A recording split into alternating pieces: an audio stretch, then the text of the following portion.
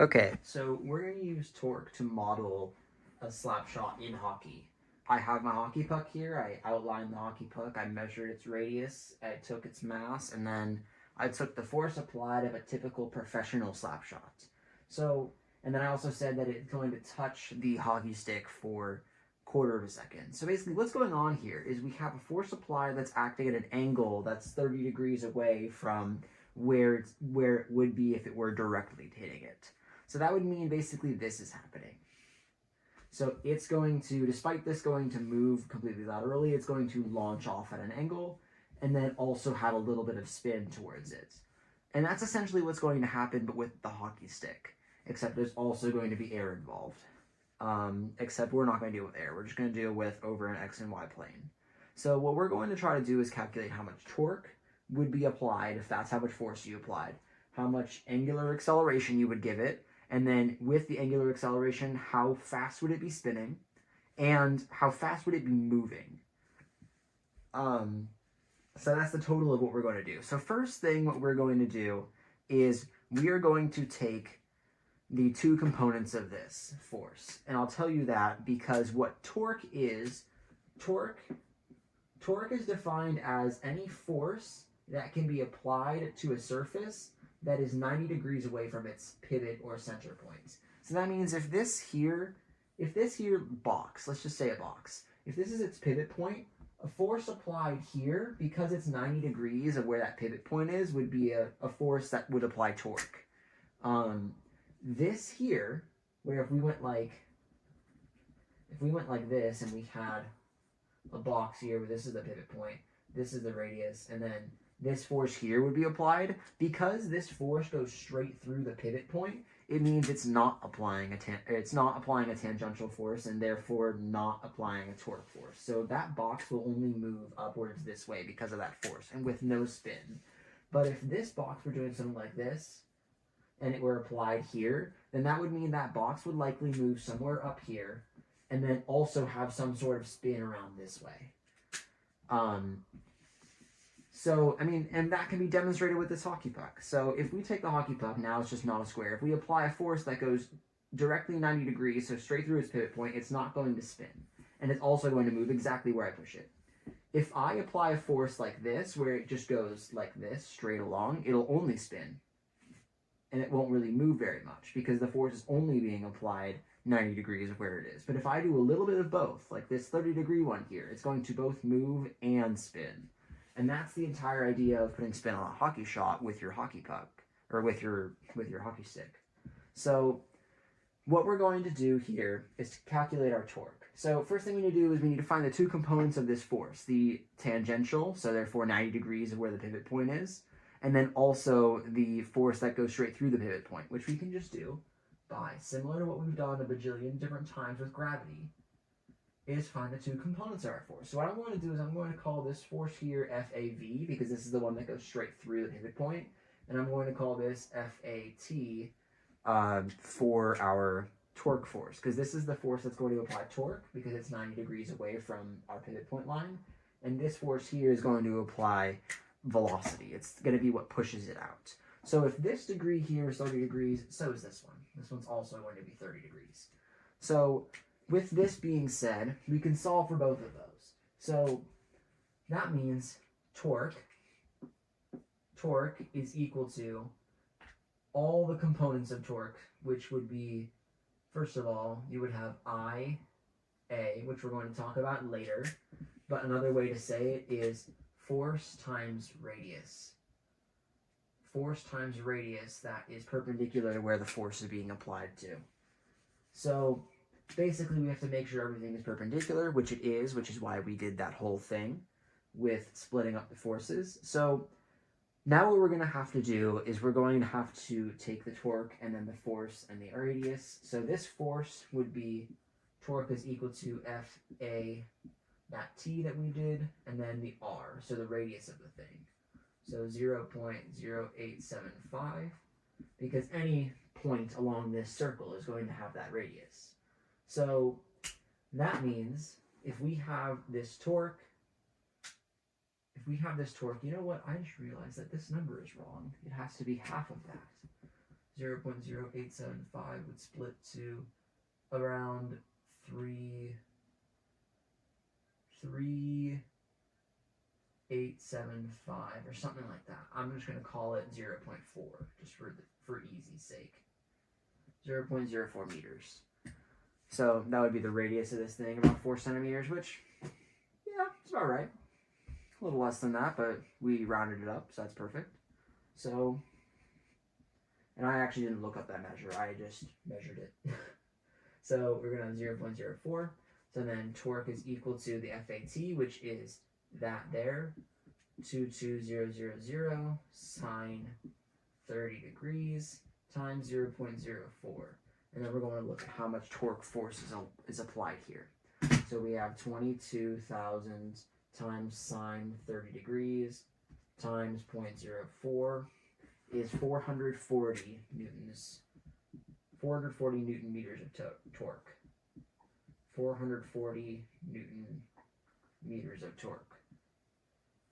So we have 440 newton meters of torque. Okay? Now, if there were two objects, we would also have, instead of this, we would have sum of torque is equal to F1 R1 plus F2 R2, and then so on and so forth until we run out. But because we only have one force and one object, we only need one torque. Like if there was a second force being applied here, then yes, we would have two. But there isn't. There's just one. So now what we're going to have to do is angular acceleration, which you saw from the other equation. We have torque is equal to I times angular acceleration. So you're probably wondering, what the heck is I? I is moment of inertia. So basically, this is like the mass equivalent of when you're talking about rotation, which is dependent on both the mass and the radius of the object. Now, there's a specific equation for how a disk works with moments of inertia. I'm just looking it up in my notes right now. Okay, so if we have a disk, cylinder, or pulley, our moments of inertia is 1/2 the mass times the radius squared. So that means I is equal to, T is equal to 1/2 the mass times the radius squared, and then times angular acceleration, because that would be the full torque. Okay, and then it says in the notes as well that the way you figure out that I is equal to 1/2 mr squared with a disk is actually involves integral calculus, which is this whole thing where you have like, and then you have like on a scale of like 0 to infinity is equal to fx, some x over here. So you need to use some equation like this, which is calculus, which is not in our ballpark. So they just give us all this stuff. Although I'm sure in AP Physics C or AP Physics 2, we may have to calculate our own because it's expected we know calculus by then.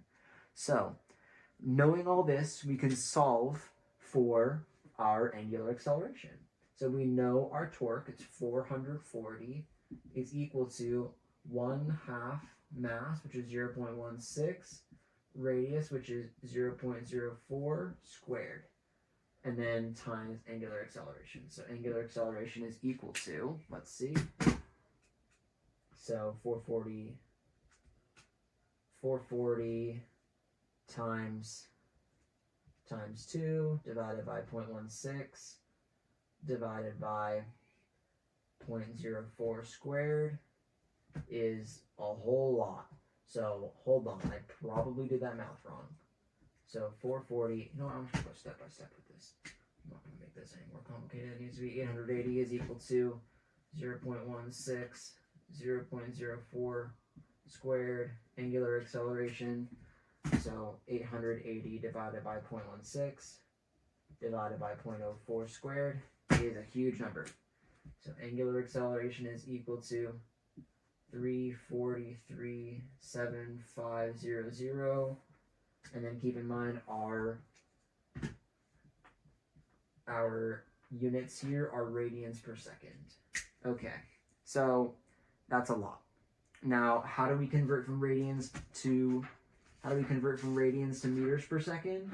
All we have to do is take one of our previous equations.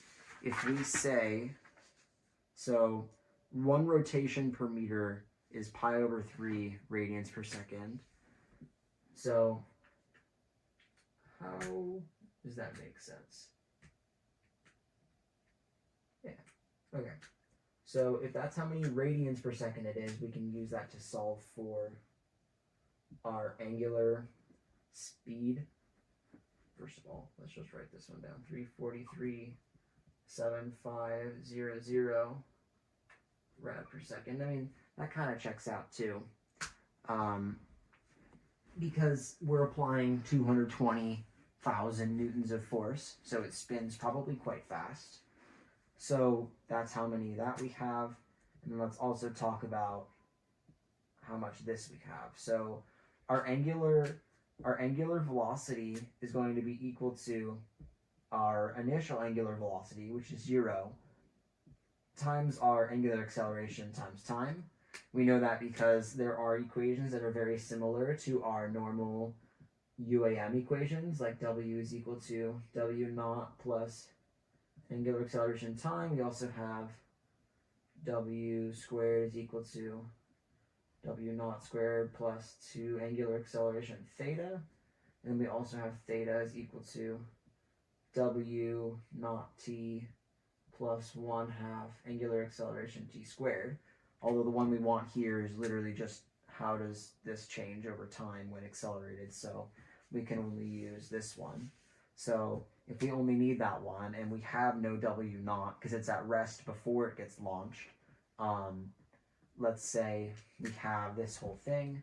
This number here, our angular acceleration, gets multiplied by time, which means it gets divided by 4. So our angular acceleration is W is equal to, I'm calling it W, but it's actually omega, 859.375 radians per second. And actually, this is supposed to be radians per second squared because angular acceleration would be per second squared. So 859.375 radians per second. All right. Now, let's also try to really quickly convert this into, we're going to convert it into rotations per minute. So if we have radians per second here, how would rotations per minute work? Well, one rotation around a circle is going to be 2 pi. So if one rotation is 2 pi, and it's saying it does this many radians per second, and there are 60 seconds in a minute, and there's 2 pi, so this is one rotation over something time, or 60 seconds, is going to be 2 pi divided by 60, which would be pi over 30 rotations per minute. So that's how that's going to work. We're going to multiply that number by that. So if we wanted to find our actual rotations per minute, let's grab my eraser since we have everything written down. So this number divided by 30 is 28646 almost rotations per minute. And then actually no, this is multiplied by pi because it's pi over 30. Pi RPM. Most things will tell you to do it in terms of pi, just because it would make it a lot easier to do your work. Okay. Now that that's done, I'm going to pause the video because otherwise it'll eat my storage. All right, we are back. Now we've got this RPM, and then let's also solve for our velocity. Now this is a completely separate thing. If we're solving for our velocity, then if we're solving for our velocity, we have to look at the thing that goes through the pivot point. So that means that if we have force, so this is just back up to normal forces. So sum of forces is equal to mass times acceleration. But we also know that our only force being applied that isn't tangential is FAV. And this force is being applied for a certain amount of time. We can just say FAV is equal to MA. So FAV is that, and then cosine 30 degrees is equal to mass, which is 0.16 times acceleration. So let's just plug this into our calculator really quick. We have 22,000 cosine 30 divided by 0.16 is equal to 119,078.5 meters per second squared. Now, I'm going to say really quick, this seems too fast. So I probably put way too big of a number here. Okay, so we're going to say it's Superman launching a slap shot, not a professional. It's actually Superman because that's very fast. Very fast. So let's take this and let's just plug this into our original equation. V is equal to AT. So if velocity is equal to acceleration times time, all we got to do is divide this number now by 4. Hello. Divide this by 4. We get 29,769 or 770 if we round it up. So 29,770 meters per second, which is very fast. So that's too fast to be realistic. So if I wanted to drop this down, I'm sure I would have to do something else and not make the force this big. But that's how big the force is. So fight me. But yeah, so that's how you could do velocity with this one. I'm sure I could just make that force 1,000 newtons or instead, or make it a lot more simple. But I don't want to. So if we wanted to recalculate all this stuff with everything new, all we would have to do, like we could take off one of these from there and do it. But yeah, that's how this whole thing works. That's basically the gist of torque, angular acceleration, angular velocity, and then actual velocity when solving for this stuff. Another thing we can do is we can just very quickly go like this and pretend there's a box and then say, oh, we have a force applied there, we have a force applied there. Let's just say this is a 2x3 box. We have a force applied there, we have a force applied there. So, and let's say we were doing it on this one here. So basically, what we'd have to do, if those are the places the force are being applied, is try to think about where and how things would work. So this is a second problem, unrelated to the initial one, so I'm actually going to erase this initial one. So if this is our pivot point right here in the middle, this one goes straight through it. So it's not tangential and therefore will not produce torque. This one here is not tangential, and neither is this one. So we have to think about how their radius to the tangential radius would work. So first of all, we have to think about where does it hit 90 degrees. First of all, this radius for this one here would be 90 degrees here, right here with it. And so would this one. This one would also be 90 degrees there. And let's just say this is a 1x1 for each cube. So this is actually 3x2. That would mean that this radius is 1. This radius would then become 2. So if each of these were equal to an f, then we have to think to ourselves where's positive and negative. Let's just say around this way is positive and this way is negative, because that would mean that counterclockwise is positive and counterclockwise is what we deal with when we talk about the unit circle. So let's just say it's positive always. So if that way is negative and that way is positive, and say each of these is force, then we know that our sum of torque is equal to force in the direction that it's going times the radius plus, so it would be force 1 and force 2. So force 1 and then force 2 radius. So if we have a force 1 going this way, I mean, just think about it for a second. If we take a bar like this and push it up here, it's going to pivot upwards and to the left, and that means it's going to be positive. If we take an F2 and then pivot it right here, it's going to pivot down and around the other way, so it's actually going to be negative, which means this one's going to be a minus. Now, that means that our torque is going to be equal to F1 minus F2. If they're both equal to one another, therefore both equal to F, then that means that F1 would be the radius is 2 because it's 2 away. So it would be 2F minus this F2, which if we said that was also equal to F and they were equal forces, this R is 1. So minus F. So that means our torque would be 1 force's worth of torque in this rotational direction. So it would move this way. And that would be another way you can solve torque problems like that. Another way is given the type of mass that we're dealing with and so let's just say we're going like this. We have this mass, this. So let's say this is 2 meters, this is 1 meter, this is 2 meters. And then there's there's a pivot point here and a mass attached here. So this is 2, this is 1, this is 2. And then if that's our pivot point, we have to think, now, what's our torque? Or actually, you know what, this one, we're not going to solve for torque, we're going to solve for moment of inertia, because I'm just going to go over everything I can right now.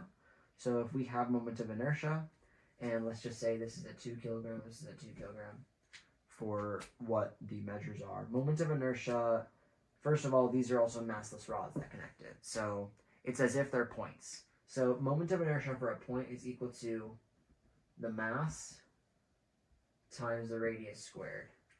So the moment of inertia for this entire thing, I'm going to review with my thing before I say something incorrect, and then we're all wrong.